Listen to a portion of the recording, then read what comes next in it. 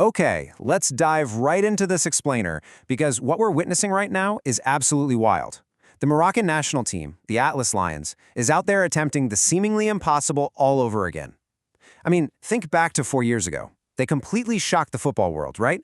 A nation of 37 million people that most pundits had completely written off before the tournament even started just stepped onto the pitch and defied literally every single expectation.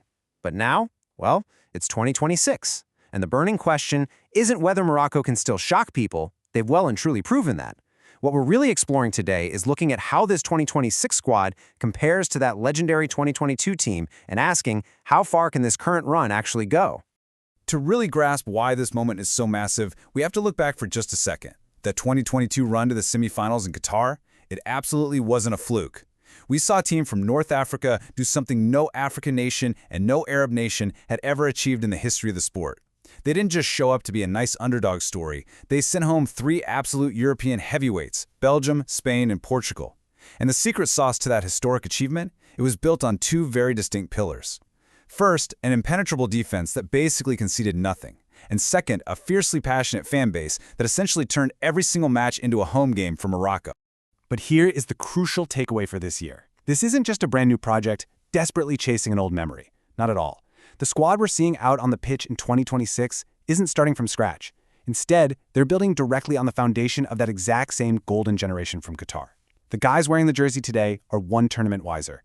They're carrying the scars, the experience, and the confidence of having already navigated that crushing pressure of the global stage. To put that level of continuity into perspective for you, 9. That's the exact number of players from the 2022 semifinal run who are back for this 2026 campaign. 9 guys. We're talking about the core, absolute legends of that team. You've got their captain, Achraf Hakimi, still guiding the squad. You've got the incredible Yassine Bounou protecting the net, and the absolute anchor of the midfield, Sofiane Amrabat. Having that much shared high-stakes experience walking on the pitch together is a massive advantage. And this brings us to the most fascinating part of the 2026 squad, their tactical evolution. Because the 2022 team and this 2026 team are actually very different beasts. 4 years ago, they were totally defined by defensive steel and that element of surprise. They were underdogs who just absorbed pressure all day long. But today, under new coach Mohamed Ouahbi, they've kept that foundation but added some genuine attacking bite. They are definitely not flying under the radar anymore. They're playing with sky-high expectations and a totally new level of attacking menace. We actually saw this new attacking philosophy immediately in the group stage.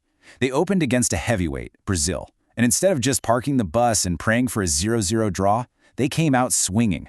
Ismail Saibari lobbed in an early goal, and Morocco fired off a staggering dozen shots inside the first 30 minutes. Even though Brazil eventually tied it up, the message was sent loud and clear.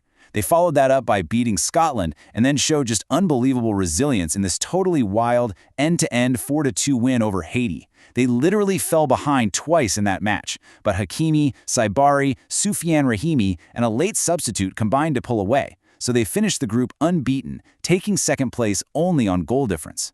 So, moving into the knockout stages, specifically the round of 32, they ran into an absolute mountain of a challenge, the Netherlands. And they were staring down a very intimidating number, 16. That was the unbeaten streak the Dutch squad was riding in World Cup regulation play. The Netherlands hadn't lost a World Cup match in regulation time since all the way back in 2010. Think about that. Going up against a streak spanning over a decade requires a ridiculous amount of psychological toughness. And the drama of this match was honestly like something out of a movie. First, Cody Gakpo puts the Dutch ahead with this emotional goal super late in the second half. For a split second, it really looked like Morocco was finally out of magic. But then, deep into stoppage time, Issa Diop rises up and scores his first ever international goal to miraculously force extra time. Neither side scores, so we go to a chaotic penalty shootout. The tension was just agonizing. Morocco's captain, Hakimi, actually steps up and misses his opening kick. He cannons it straight off the crossbar. But then the Dutch missed 2 of their own. And finally, Ismail Saibari steps up, cool as you like, and buries the winning penalty. The aftermath of that penalty shootout was nothing short of historic. Morocco proved that their giant-slaying reputation from 2022 is absolutely still intact.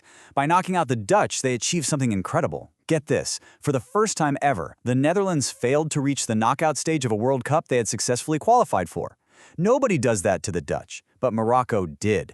They took down another European heavyweight on penalties in the most nail-biting way possible. So how exactly are they pulling this off? Well, it's all about perfectly blending the old guard with the new blood. You have the veteran composure of guys like Achraf Hakimi, who is still out there proving he's one of the best attacking fullbacks on the planet, alongside Yassine Bounou, who we already know is the ultimate difference maker in a shootout.